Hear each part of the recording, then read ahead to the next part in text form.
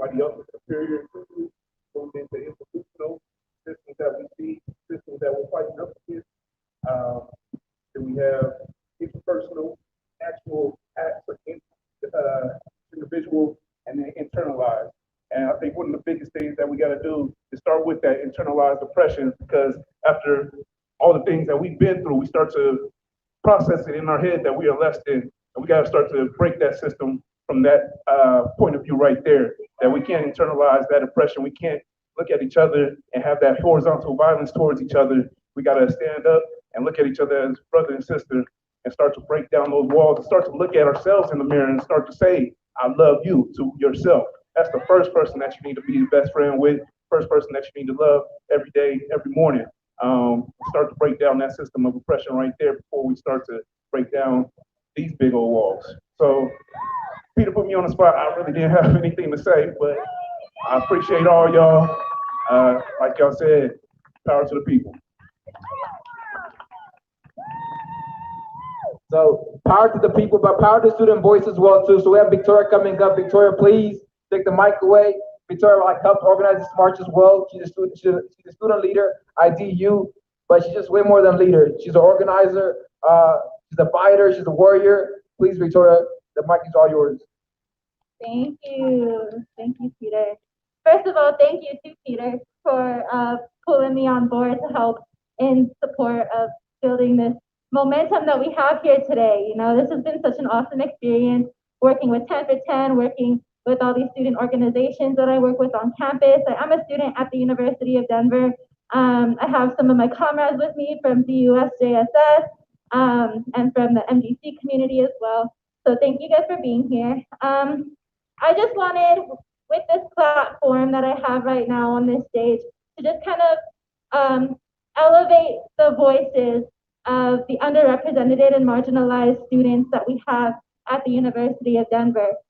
Because I'm not sure if all of y'all know, but we are currently in the middle of a movement on campus to get rid of our pioneer moniker. So as you may know, as you may know, our school was founded on the roots of white supremacy. We were founded on the blood of the Sand Creek Massacre, on these hundreds of indigenous peoples who were murdered in cold blood on our land that we are standing on today. So we as students are rising up. We have this momentum, we have this movement right now, but administration does not want to take us seriously and listen to our demands.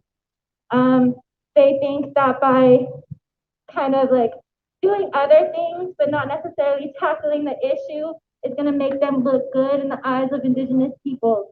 They think that they can move around and not touch the moniker. They think that they can like establish a new major. They think that they can, reinstate a Native American advisory board, which all is great, all is dandy, but they're literally not addressing the issue at hand.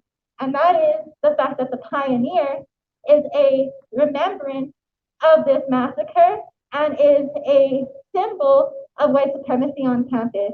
So I just wanted to raise that awareness here in this space right now so that we can apply this pressure even harder with community support from One Denver, because this is unacceptable. We have been fighting this for far too long already, decades now. And now is the time.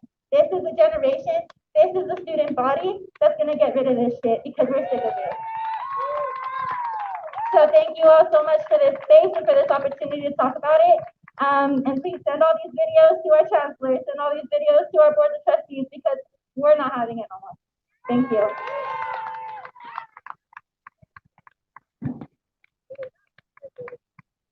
So once again, thank you very much. And as we come to a close, I want to end this once again with a moment of silence as well, because as we do all this, right, I think the powerful thing about marches is the fact that they inspire people.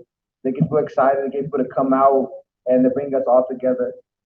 But at the end of the day, the pain is still here, the suffering is still here, and it's important that we follow through. It's important that we follow through. Before we leave, I want to make sure so Eli, Pasha,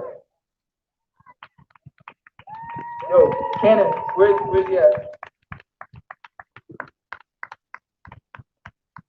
Can we get all the volunteers to come up here, please? All the volunteers. Okay, so besides security, of course, I can come up here too. I want to say, like, at the end of the day, people that show up, and what this event happened in 2 weeks, but we have photos, we have videos, we have a sound system, we have security, subverted entertainment. We have so much because the community was able to come out. So I want to say thank you to all these people that supported us. Thank you to all our speakers. Thank you to the community. Yeah, we did. Subverted entertainment once again. Thank you guys. Thank you very much. Please give it up for them one more time.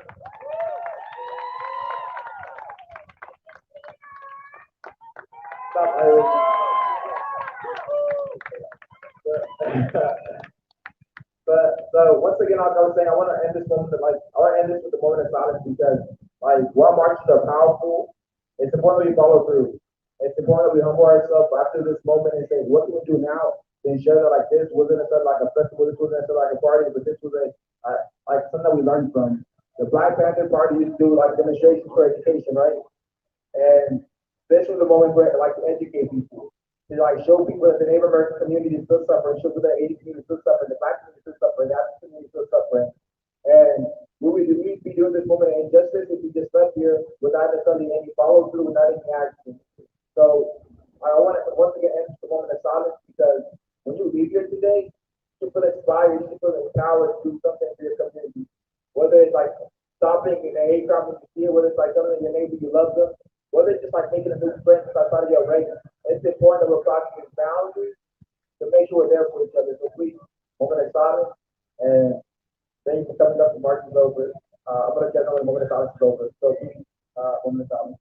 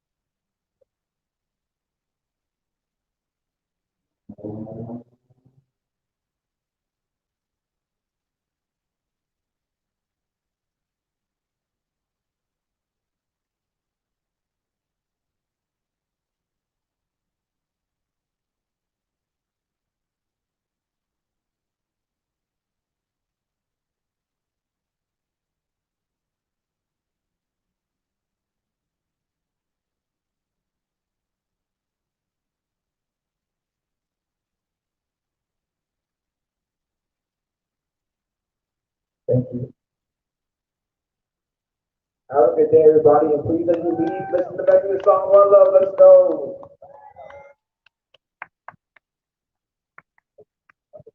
Hey, Maggie, what's up? Hey, Good. we're gonna do a group photo of everybody. Let's go. If you ever want Denver, Egren, come through. Denver's most Yeah, once well-dressed again, communist. that make us one Denver. So if you don't put on your mask and everything, we're being safe. Let me put on my mask.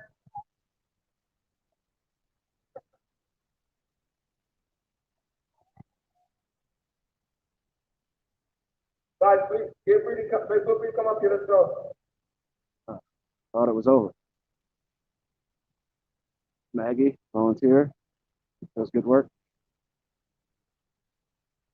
And Pasha and Eli.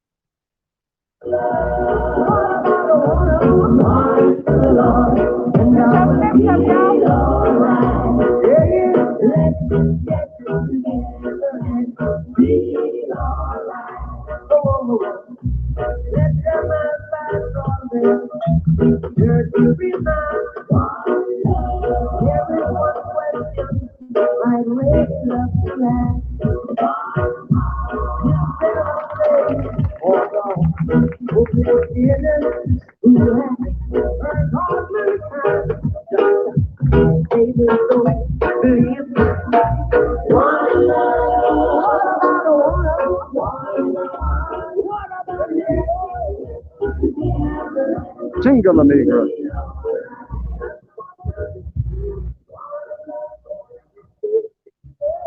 So, Hey, we want to do a brief poll if you agree.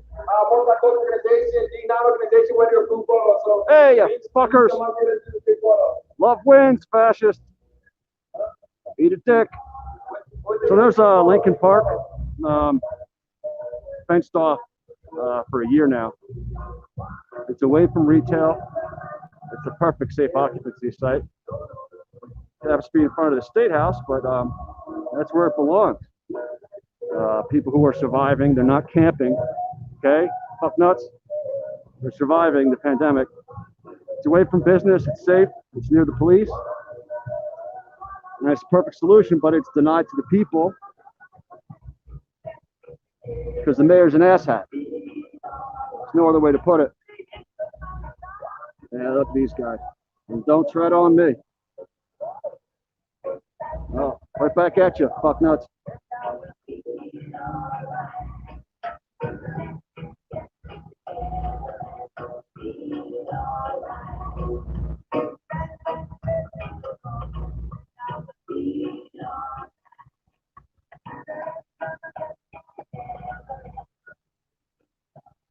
I'm going to sign off.